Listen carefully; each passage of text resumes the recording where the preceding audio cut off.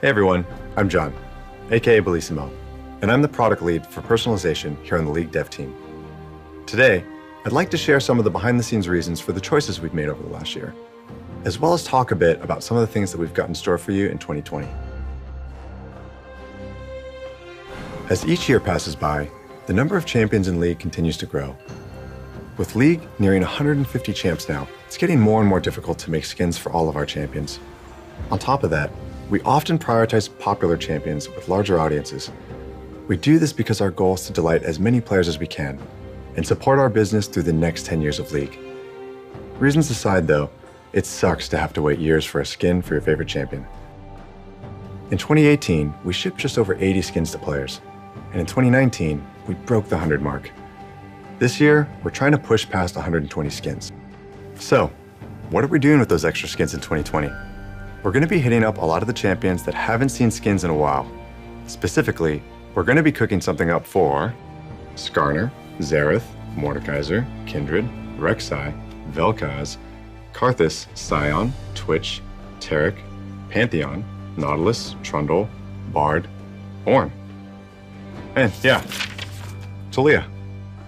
This means that we're going to be making skins for a lot of our most popular champs as well, like Lux, Ezreal, Ahri, and Kai'Sa.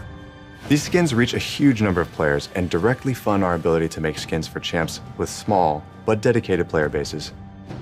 As we increase the amount of skins that we make over time, one of our hopes is that champion mains can count the time since they last got a skin in months instead of years. Since we're developing more skins than ever this year, we're also going to spend some time exploring new creative thematics. Today, there are only a few thematics that are universally loved across all regions. And while there are some standout hits, there are also thematics that you've shown us that you're just not that excited about anymore. This comes through loud and clear through a variety of different signals. Players purchase these skins far less than others, and even those who do purchase them don't use them that much in-game. We also survey players around the world to make sure that your opinions match the signals that we're seeing. No, this doesn't mean that we'll never do a Snowdown skin ever again, but it does mean that we need to take the time to understand why most players didn't like it, and find new creative ways to approach these themes so you will be excited about it next time. High Noon is a great example of how we can breathe life and depth into an old thematic, and we want to do more of this in the future. If you have any suggestions or ideas for new themes you'd like to see in League, or ideas for a new take on an older thematic, let us know. Every year for Lunar Revel, we've offered skins that have typically been exciting for players in Eastern regions, but haven't been as resonant with our players globally. This year, we wanted to try something different that could hopefully excite players everywhere. Our vision for this new thematic was to create a new take on a well-loved sci-fi fantasy by bridging Eastern and Western inspirations. So we created Mecha Kingdoms, a legendary sci-fi universe where the greatest heroes from warring kingdoms unite against a monstrous threat by piloting giant mechs. Defending this historical world are Garen, Leona, Draven, our newest champion Set, and finally, Jax has got a real weapon, a giant mech in the shape of Jax himself. Mecha Kingdoms is launching today as the first major event of 2020. Speaking of events, in 2019, we got a lot of feedback around events, specifically that it felt like their quality had dropped over time. Mission variety was low, and not every event had a game mode available. We want each event to feel like a unique experience that all players can be excited for, which is why our goal moving forward is to make participating in events more rewarding, more novel, and more memorable for everyone.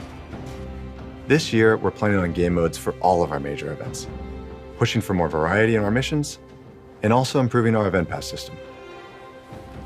Last year, one of the main things we heard about event passes was that it felt like you had to play too much to get all the things that you wanted. It also felt bad to use tokens to buy things like ward skins or emotes if you were ultimately trying to get higher tier rewards.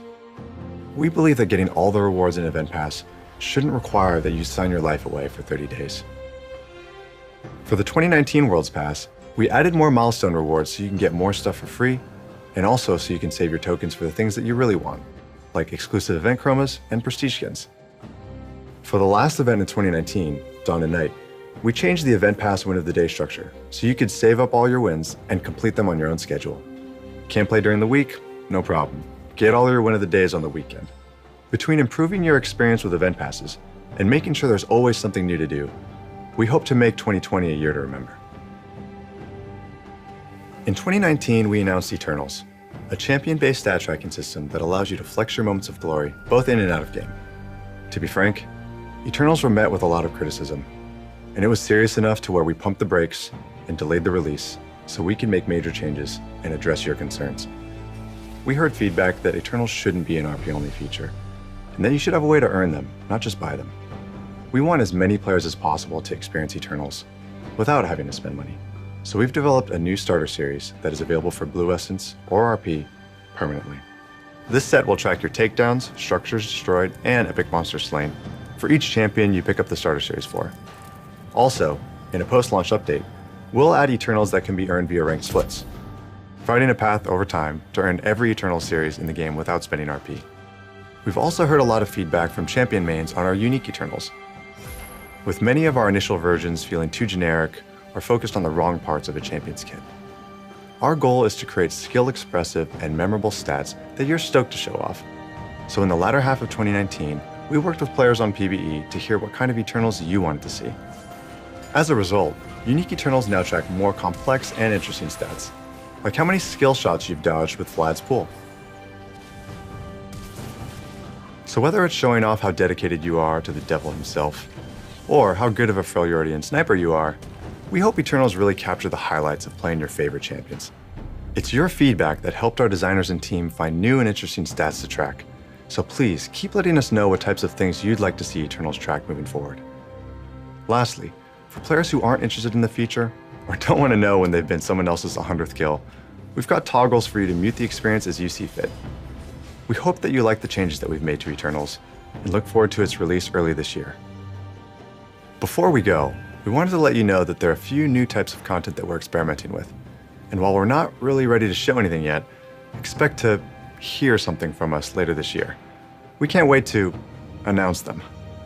Thanks again for taking the time to watch this video. It's your feedback that helps push us to be better tomorrow than we are today. Here's to 2020.